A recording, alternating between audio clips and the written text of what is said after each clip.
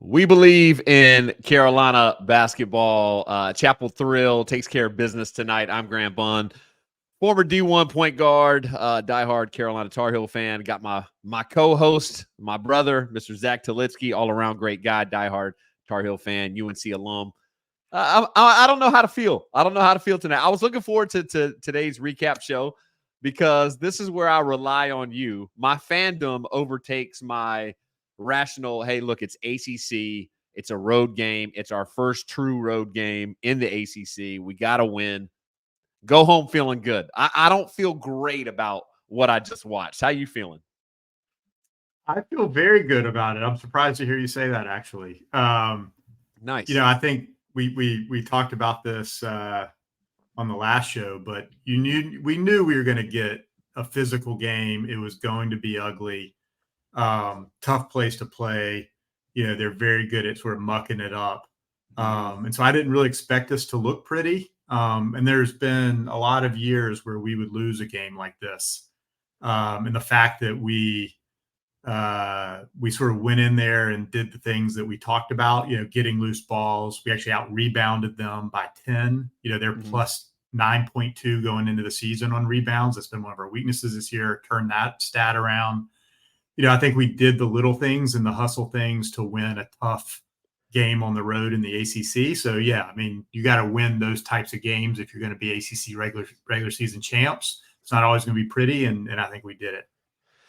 Yeah, I guess, for me, I'm watching the game and I get greedy. Admittedly, I get greedy because they shot the ball horribly at home. And you Yeah. don't necessarily see that. I mean, their shooter was, I'm pulling it up right now, he's 2 of 11 from 3. And he has given us fits in the past. And every time, we felt, or I felt like the momentum was there, the crowd was about to really get behind them, they would miss like 3 or 4 in a row. I mean, we didn't score for like 6.5 minutes to start the game. So there was just like some alarming, weird things. Now, the flip side of that coin, just like you said, and we still found a way to win.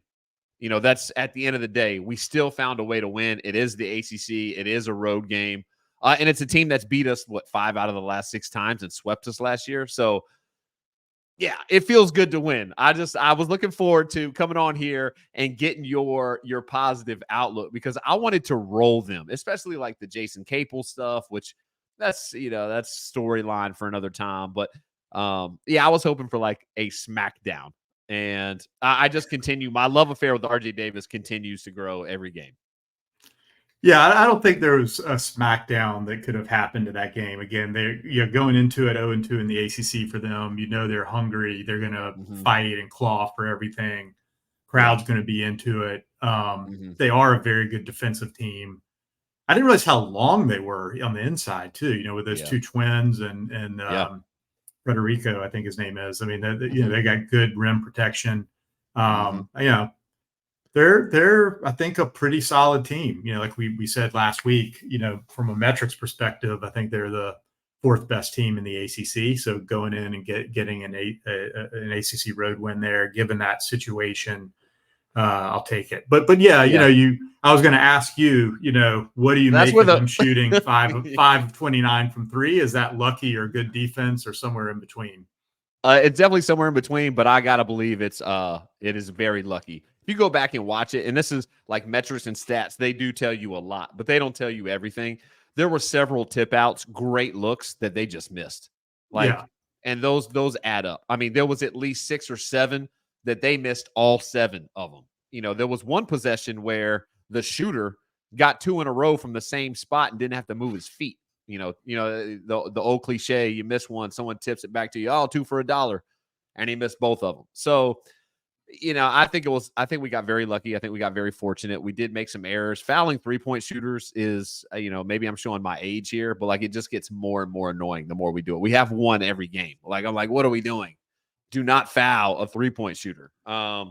We did that again, and then yeah, I it's a win. It's a win. I got to be more optimistic. I'm being a terrible fan right now. I'm being greedy.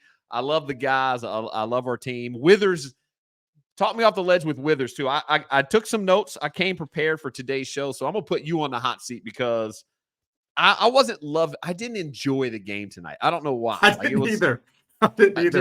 I did not enjoy the game tonight. Some of it was the officiating. I'm not a Some of it. Teddy Valentine, I'm not a fan of. He did several of my games when I was in college. It was always an issue. He's always, it's got to be a part of the game, Yeah. Yeah. So, I mean, it felt like it was a mix of touch fouls that shouldn't have been called and then no calls on more significant contact. It just seemed like a weird foul game. And then we would go, the entire like first part of the half, both teams have one foul.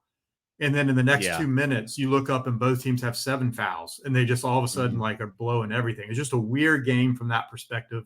I mean, yeah, we can talk about their shooting, but we started the game 0 for 10, didn't score in the first 6 minutes and 20 seconds of the game.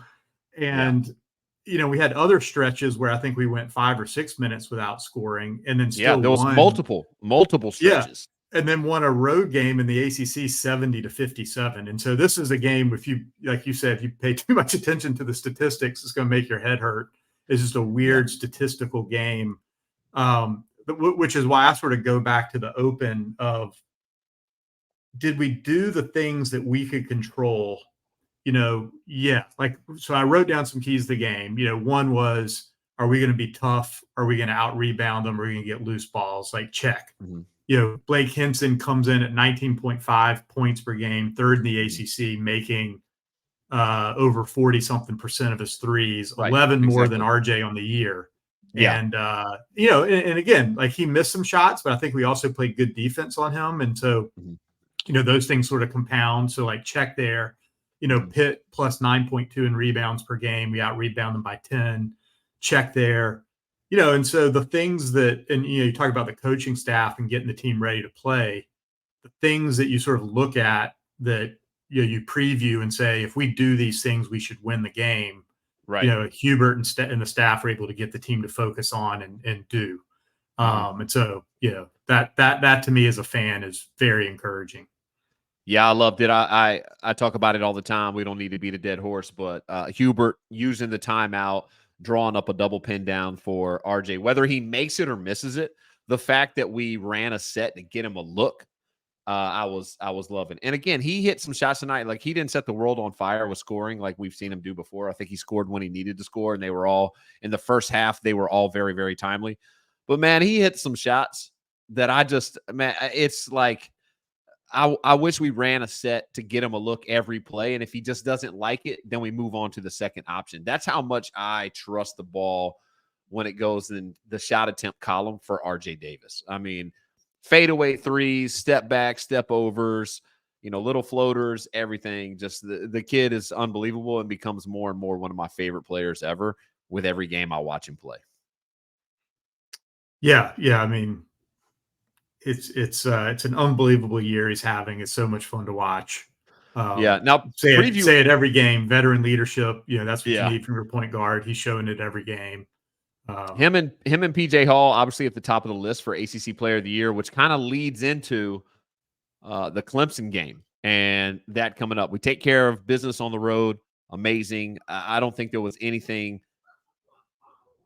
Wasn't too many revelations that came out of that outside of, cool, we got a road win under our belt, and the kids like Elliot Cadeau and some of the other guys got some road minutes, and now it won't be so alarming. I mean, I think it was something since like 1956 that we've gone this long to play a true ACC road game in the month of January, being our first one. So we got that out of the way. Now we can get after it, headed down to Clemson, which is going to be tough. Can we talk about your man, Seth Trimble, for a second? Yeah, come on, please. So, I mean, Cadeau, right? Cadeau, by the way, he's starting to show a trend of getting in foul trouble. So something to watch for. Yeah, but, Trimble was huge, right, in the first half. And the fact that he came in, we didn't miss a beat. As soon as Cadeau picked up that second foul, I made a note. Okay, what's going to happen over the next 5 minutes? Trimble comes in, and he hits that three with the shot clock running down right after the lob dunk. Yeah, and then he makes 2 free throws. And I thought that was JP Togato for a minute. I was like, oh, there we go. Yeah. So, and he's just becoming very reliable. I mean, he's stacking good game on good game. And I guess we're at a point in the season where this is what we should expect from him. But man, he was huge. I mean, in the first half in particular, really kept us in the game during that stretch. So just loving Seth Trimble's minutes right now. Also, and I get into this debate and conversation. I was definitely not the best defender in the world, but I definitely tried my hardest when I played college basketball.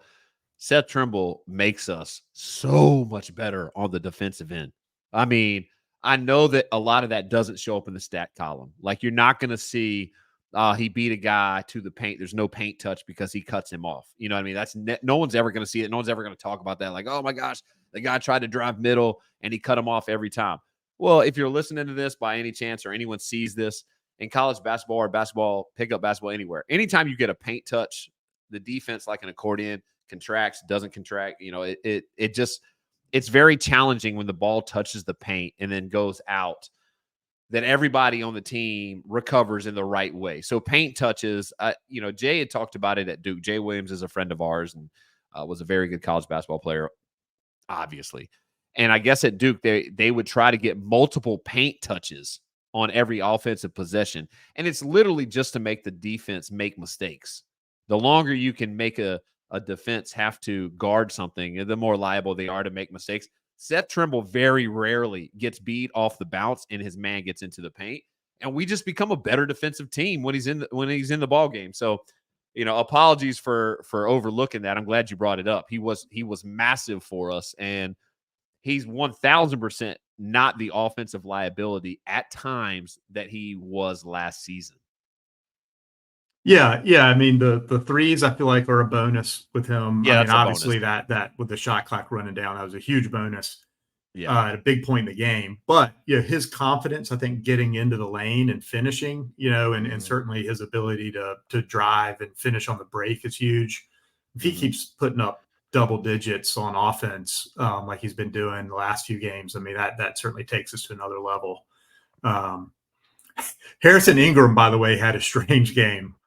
Man, he Right? I had a mean, tough game. he had 15 rebounds.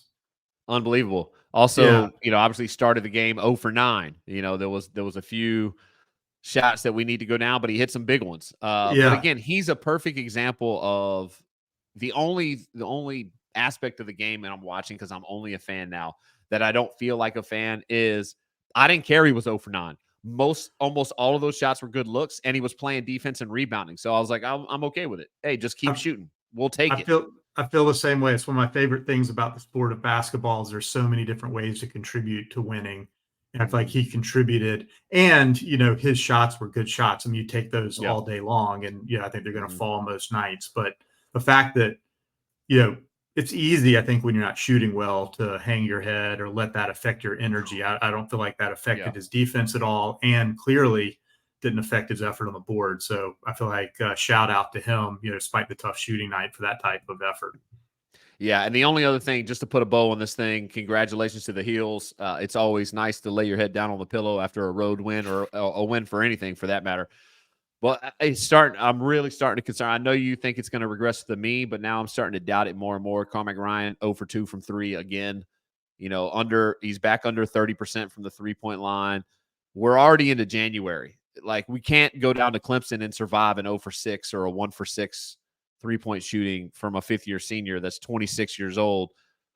I love him as a player. We just need him to shoot and be more consistent with some of these shots that he's getting. And I guess, it's not a large sample size. It's only 2 shots. You never know what goes into that. Maybe just slipped off his finger or something. But, when we get down to the dog days and NCAA tournament, you just need more consistency. And it just doesn't seem to be very reliable from 3 with him right now. It's like feast or famine.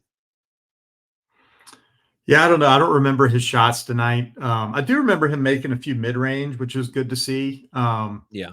He also was going to the offensive boards and had a few I think putbacks or offensive rebounds. So again, I the overall game was good.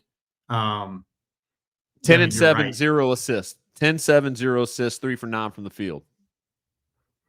0 for 2 from Yeah, 3. yeah, But, I believe he got 4 of those free throws at the end of the game. that's So, right. Yeah, as somebody who used to make a living at the line as a freshman in college, like I think I averaged like 7 points a game my freshman year. 4 or 5 of those were at the end of the game, like, hey, get Bun in there and make some free throws. It wasn't really, it was very deceiving. And I hate to tell on myself, but that's true. So you take that out of the mix, and he plays 33 minutes and 6.7 boards. It's like, just need more from him as a fifth-year senior moving forward. Now, I do love him, and I don't think that we are a contender without him. So I'm not hating on him. I'm just selfishly wanting him to give us a little bit more consistency when it comes to getting open looks. And I say that all the time, but I think if he shoots it well, we become a top 5 team in the nation. Yeah, agreed. I mean, that hopefully it's coming. I believe it's coming. The overall body of work over several years would indicate it's coming. So I still feel good about it. All right, so we got Clemson coming up. Give me some of your keys to the game, and I got a surprise for you. It's the first surprise here on We Believe in Carolina Basketball. Also, you and I need to talk about that title. Are we sticking with it? Do we want to change it to Chapel Thrill? Whatever. But for now, I do have you give me the keys. I'm pulling up a surprise for you and for me and for anybody that happens to watch this or they want to go back and watch it. It's gonna be really cool for Saturday's game. Give me the keys to the game, Clemson. Is it too obvious to say the PJ Hall Armando Bacot matchup? No, get into it. Yeah, for sure. I mean, I'm a little worried about Bacot. I mean, sometimes I thought he would have ate tonight because he outweighed everybody on their front line by 100 pounds. Yeah. I mean, I don't know the history of their matchup, so I'd have to go back and look at some prior years and see who's gotten the better between those two guys. But two obviously very experienced big guys who have been two of the better big men in the ACC for a long time, and so I'd like to think if we just play that neutral. And I think, Baycott can, that should play in our favor. I feel like from the rest of the team perspective, I feel like we should be a plus. And so, and then Gerard, Gerard's been huge for them. Obviously, we know him from Syracuse. We can't let him get going. Whenever we played him when he was at Syracuse, I always felt like he was a streaky guy. And so, you got to take away, anything easy for him. Because once he starts feeling it, man, it seems like he can get hot. And so, yeah, those are two, tough kid. Those are two obvious ones. But I don't know. I've not watched Clemson this year, so I don't have a good scout on them. Yeah. But I'd like to think we're good enough this year that in some ways it's more about us. And so, if we can play with a similar level of defensive intensity as we did tonight, get after the loose balls again, rebound with them, and then Baycott I think can play PJ neutral to a slight plus. Then I like our chances. Yeah, I think Baycott's going to get up for this one. Oh yeah, I believe so as well. What's their ranking, Clemson now? What are they up to? I think they are top 10. Yeah, they're up there. Yeah, I know they're like right next to us, like in all the Ken Palm stuff. I forget if we're one above them or they're one above us, but they're sort of at parity with us in the rankings and all the statistical measures. So I think it'll be interesting to see what Vegas does with this one, given they're at home. I'm assuming we're going to be road dogs. I don't know if there's an early line out on that. Definitely road dogs. Yeah. All right. So I got a surprise for you. Our very first guest is confirmed. Now, whether it goes down or not, the logistics of getting a guest on, that's still up in the air. I'm still figuring all that out. But Shawan Robinson, I don't know if you remember that name. Shawan Robinson played at Clemson from 2002 to 2006 and was just like the epitome of a consistent two-guard in the ACC. I think his career averages, he averaged 10 points a game for his career, but it was, his last 3 years, I think he was a starter. It went from like 9, 10 to 12.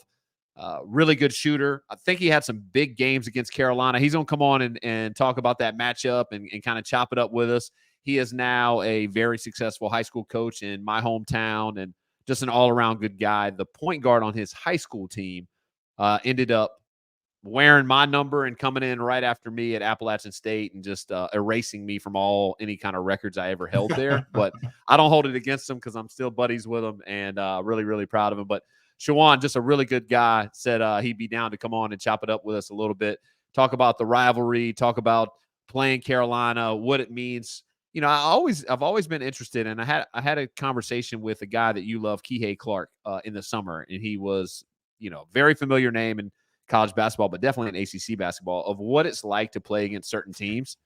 And he said, man, I love playing Carolina. Like, you just, no matter where you're from, Carolina, Duke, like these brands that people universally know, everyone's going to be watching. And so I'm interested to see what Shawan says about just gearing up. You talk about getting everyone's best shot, like what his mindset was heading into the Carolina game, because he had some great games against Carolina. So I think he had one in the ACC tournament that, like, I was so torn. I was like, yo, you got to chill out, man. And then I think they beat us because he was just on fire from three. So really, really, really looking forward to that. It's going to be a cool day for us. Yeah, that seems going to be crazy in Clemson. I mean, basically a top 10 matchup. Couldn't deciding the ACC championship. I know getting ahead of ourselves a little bit, but that's going to be a huge game and a big tiebreaker for one of these two teams. I imagine the environment's going to be nuts. Yeah, I know you don't do this. I've been begging you to do it. Anybody that's watching, please feel free to do this as well. We've started an Instagram account. And today on our Instagram account, you got to bear with us because the person that runs that Instagram account isn't the greatest at social media. But today's post, one of several, let me pull it up right here. Conference champions that were predicted by Jeff Goodman, a basketball insider, and another gentleman who will remain nameless because he did not pick Carolina. North Carolina and Clemson were the two picks of these two gentlemen. Rob Dauster was the guy's name, all jokes aside. So Jeff Goodman picks Carolina. Rob Dauster picks Clemson for the ACC. So that matchup is on Saturday. I think we learn a lot about the Tar Heels, even more than we've gotten. I didn't learn a lot tonight. I know you feel like you did. I'm selfish. I think even if we don't win, I want to make sure that we get into Clemson, we play well, we compete, and we take a step forward. You don't always have to win to get better, but I would love to hit the trifecta, go down there, play well, get better, and win. As long as we get better and we compete, I'll be happy. Yeah. And look, I think you can learn a lot from yourself winning ugly games. And so I'll take it. I'll take it. Yeah. And in some ways, I'd almost have rather beat them at their game, which is an ugly game. I don't mean that in a negative way against Pitt. I have a lot of respect for how they play, but but that's sort of tough, hard-nosed style, like being able to go in on the road, win, basically playing their style, their tempo, their type of game. In some ways that encourages me more than if we just gone in and shot lights out and it had been pretty and clean. Great if we could have imposed our style on them, but I would have loved that. Tough to do. That's where you and I part ways. I'd have gone out here and be like, yeah, I probably would have had a beer had that happened. All right, man. I'm gonna let you go. I'm gonna try to catch the end of this Syracuse and Duke game. One of our good friends, I mention it all the time, and hopefully I'm going to get him to come on for the Carolina Duke week because that's such a special week in college basketball. Jay Williams, I think he's in Durham calling the game, so I've got it paused. I'm going to go listen to him. Big shout out to Mr. Jay Williams. We love him, and hopefully he'll be a guest on here. But give me your prediction for the game. I'm going to put you on the hot seat because I want to revisit it, and I'm going to write it down. I'm going to hold your feet to the fire. I like how we're playing. I think we're going to go in and win. Let's go. Let's go. I don't even need the score. If you're going to give me the W, I'm taking it. Yeah, I'm just going to go with the W. I don't know the score. Oh man. All right. Well, we're both going W then. But spoiler alert, I don't think I'll ever going to be like, yeah, I think we're going to lose this game. I don't want to live that way. All right. We'll see you soon, brother. Go Heels. Go Heels.